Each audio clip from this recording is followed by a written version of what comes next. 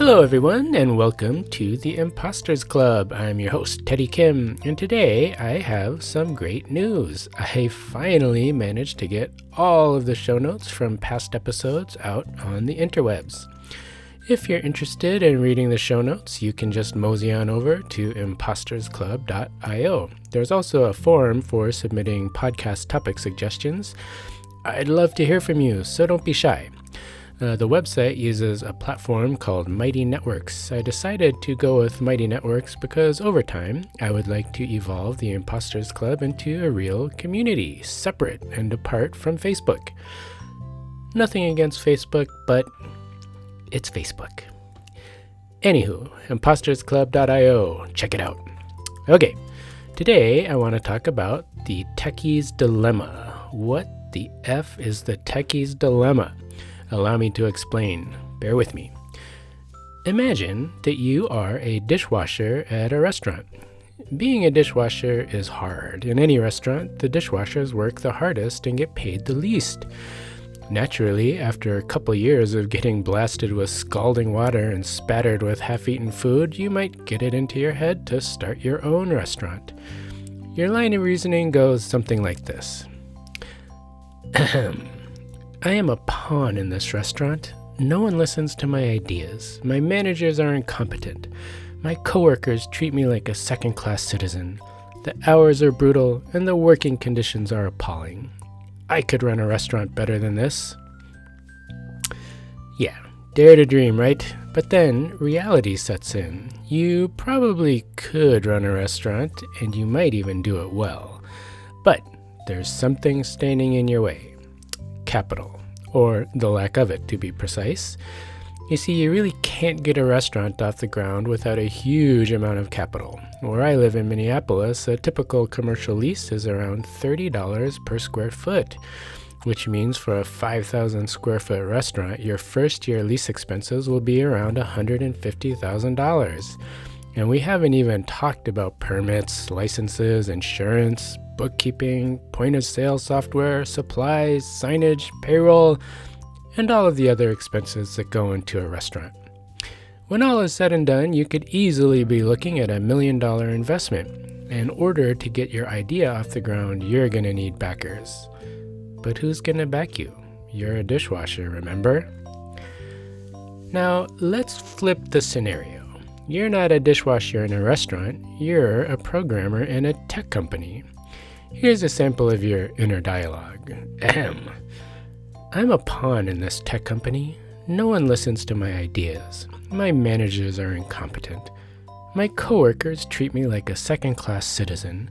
The hours are brutal and the working conditions are appalling. I could run a tech company better than this. Yeah. As a matter of fact, you don't need a lot of capital to start a business in tech. It's not like a restaurant or a coal mine or a brewery, all of which require a big upfront investment. In those industries, the barrier to entry is high enough to repel dreamers. Only brutal pragmatists survive in those industries. Not so with tech. With nothing more than an idea, you can start a legitimate business in tech and scale it to a mass market. Napster, Facebook, Microsoft, Amazon, these businesses were started by dreamers in dorm rooms and garages. If you're scrappy and smart, the internet enables economies of scale that are unthinkable outside of tech. And that brings us to the Techie's Dilemma. Unlike the disgruntled dishwasher, a disgruntled techie has options. The question is, are the options any good? What really happens when you start your own venture? Well, pretty soon most normal people realize that in order to build tech of any significance, you need a team. Anyone who has worked on a side hustle can appreciate this as a basic truth. Unfortunately, you don't get great teams for free. Hiring, recruiting, and training are all very difficult and expensive.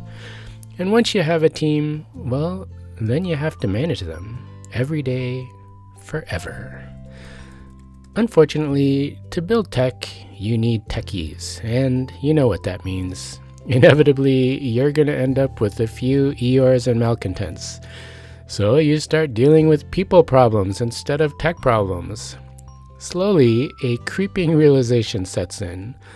All of the BS and institutional nonsense that you are trying to escape is just following you around. It's like the stink cloud that follows Pigpen around. You can't run from it. You don't get to leave it when you go home every night. You're your own boss now, remember? You can't escape the stink cloud because you own it. Yeah, you change the scenery, but your inner dialogue seems strangely familiar. Ahem.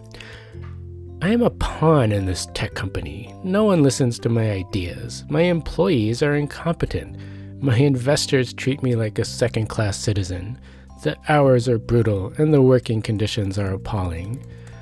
Why can't I run a tech company better than this? Yeah, and therein lies the techie's dilemma. Freedom isn't free. Now all that sounds kind of bleak, but I think there is an alternative approach if you are willing to do some self-work. Imagine this.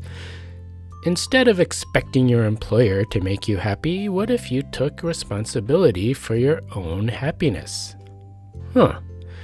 Instead of expecting your employer to protect your ego, why not strive to be exemplary?